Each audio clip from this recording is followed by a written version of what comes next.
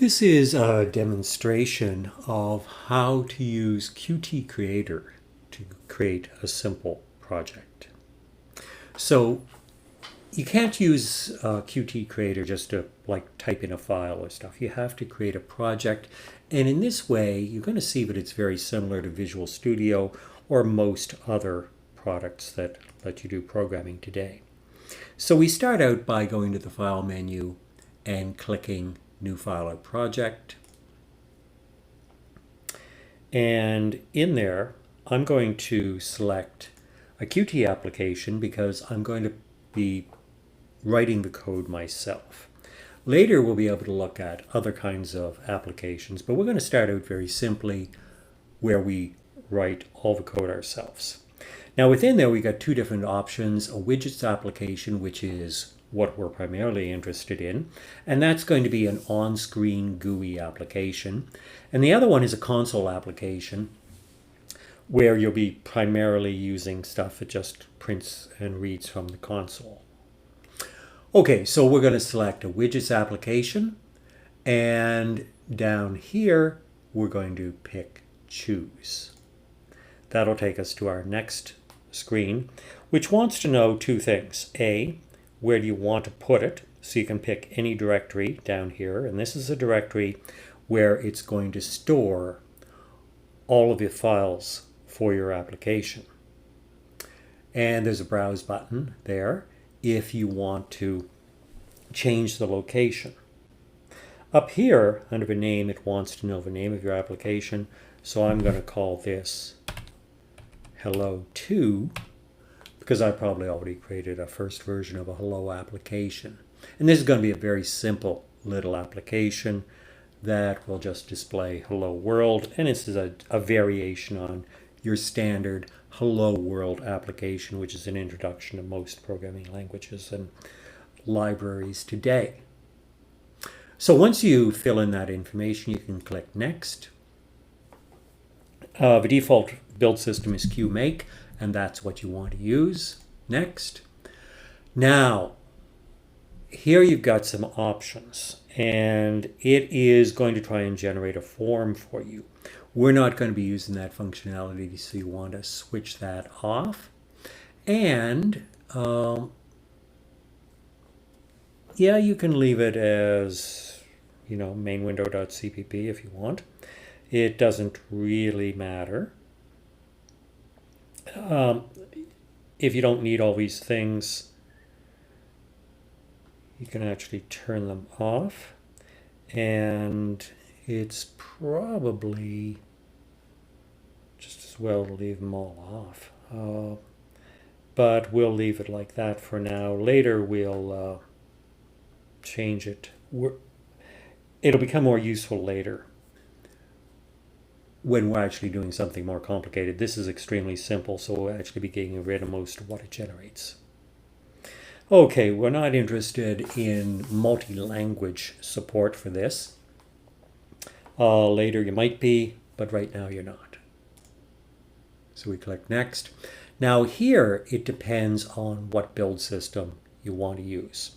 So because I said initially I wanted to use MinGW 32-bit, I'm going to select that and then click Next.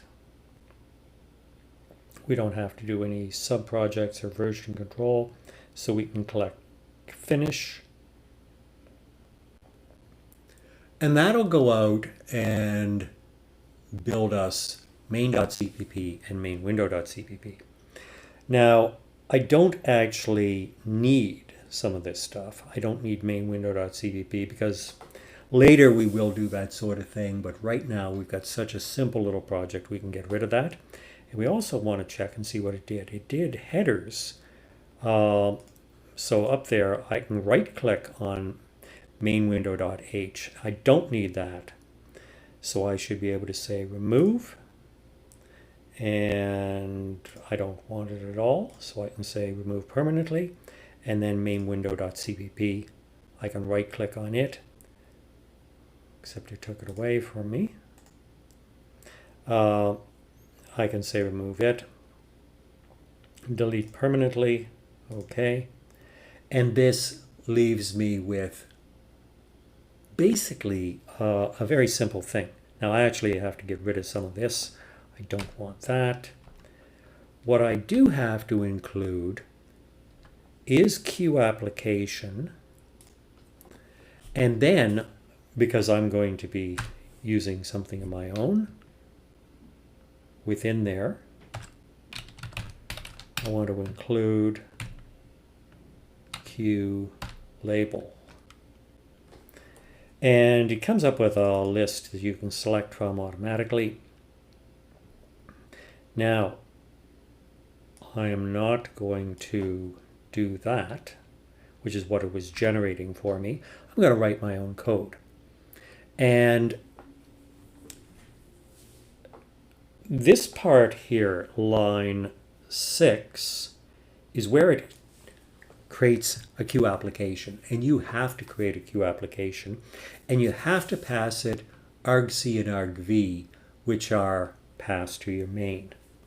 At the end, you want to return a.exec, where a is your application. And that will start your application running. And when your application terminates, it will return that return code from having executed your application. Now what we're going to do is we're going to build content for our application. So I'm going to say that my content is a queue label. And a label is a visual thing that just sits there and displays text or an image or something. So I'll just call it label, and I will initialize it with some text.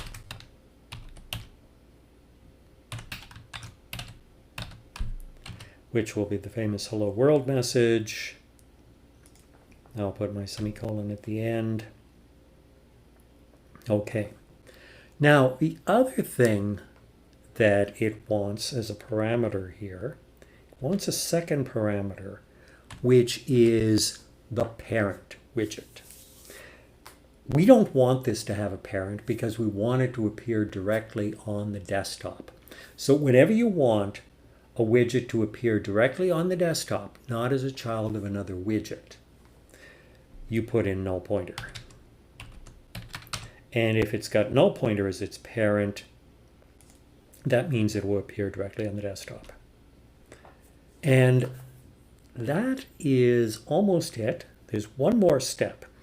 As you are creating these different components, it builds them up in memory, but it doesn't actually display them.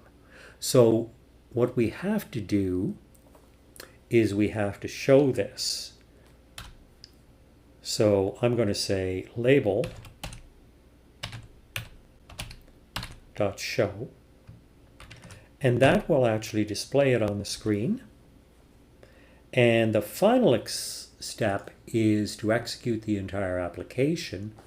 That will start event processing. So it'll start to listen for keyboard events, mouse events, and all these different things, and get them executed by our application.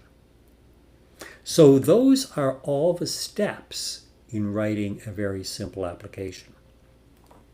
Now, what I should do is save this, and they do have save options over here in the file. There's save all, which you might as well remember the shortcuts are Control-Shift-S, and just save a single thing is Control-S. So I'm going to say save all. And then I'm going to go down here and I'm simply going to try and run it. When I try and run it, it will do both a build and a run at the same time.